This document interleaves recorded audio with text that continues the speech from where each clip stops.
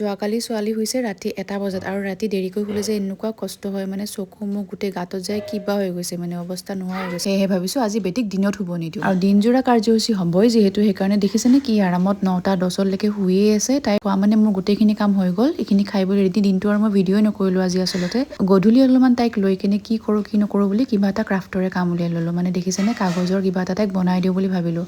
একদম ইজি এটা মাছ বনাই দিওঁ বুলি ভাবিলোঁ, যিটো তাই ফেচবুকত প্ৰায় আহি থাকে দেখি থাকে। মোক সদায় কৈ আছে বনাই দিবৰ কাৰণে, মই বনাব সময় পোৱা নাছিলোঁ।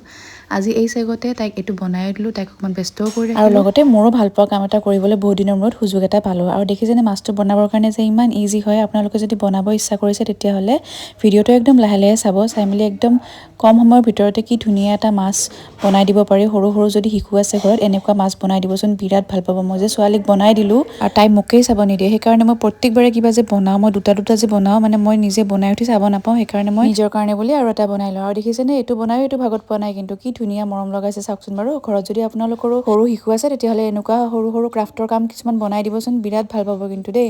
আৰু আজিলৈ ইমানেই আছিলে, বাই।